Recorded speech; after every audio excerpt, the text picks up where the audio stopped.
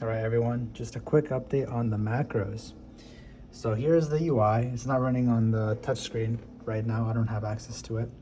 I don't know who took it, but you can just plug it into a monitor and then you have this available to you. And then you have the normal things that Andrew has showed off already. So settings, log, and the scopes and whatever.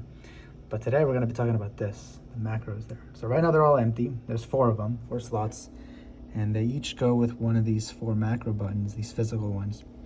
The only way to record, start and stopping the recording is through the UI, so this thing right there. And the only way to actually play back the sequence of events that you've recorded, are through these physical ones. So these do not record start or stop. They don't do anything besides just playing everything back. If you click on one of them, and if it's empty, like right now it's empty, and if you click on it, the terminal just says slot 0 is empty, so nothing will play. So let's go ahead and record one real quick. So you just go ahead and click record. On the touchscreen, you would just go ahead and click it with your finger, but this is fine for now. So go ahead and click record, and then it says recording. So then, recording started on slot 0. So let's go ahead and do some stuff. So I'm gonna go ahead and just turn all the channels on, and you'll see how that works. So just go one by one like you normally would. As you do this, it does turn them on as well. So just go ahead and turn all of them on, just like that. And then when you're done, just go over here and then click save, and then boom.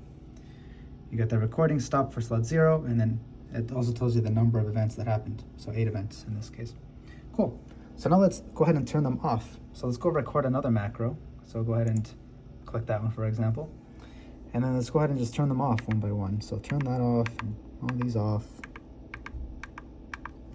just like that. And then go ahead and stop the recording. And there we go.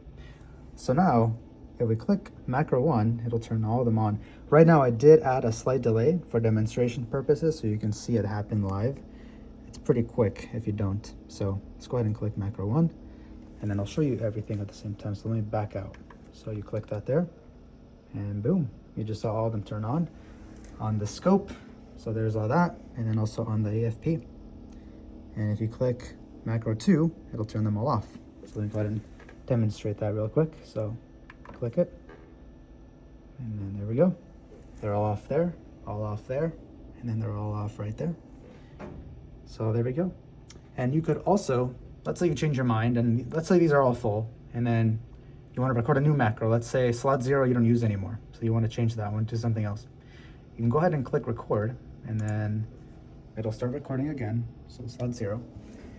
So I don't know, we could do whatever we want here. You can do, for example, maybe turn on channel 2, so that'll turn on channel 2, and we can go maybe turn the scale, the position of this up and down a little bit like that, and then maybe change the vertical scale if you want to a little bit.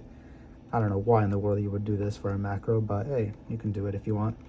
And then you can do left and right, and then maybe the horizontal scale a little bit, mess around with that. Maybe you want to run stop for a brief second or something, I don't know why, but yeah, let's say you want to do that for some reason. Let's go ahead and go back here and then stop it, and then I'm going to go ahead and turn off channel 2 because it'll turn on channel 2 when we click that macro button. So let's turn that off, and then let's click macro 1, and then you'll see it do all those things on the screen here. So click it, and then you see it do up and down. I'm not clicking anything, by the way. It's doing that on its own.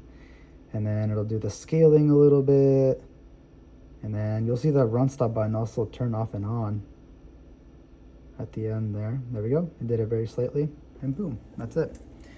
So yeah, pretty cool stuff. You can record anything. So any of the knobs, it's gonna record. The channel buttons here, the run stop, fast acquisition, anything. Whatever you want to record, it'll record it on there. And then you'll just be able to play it back with the physical button. But yeah, pretty cool.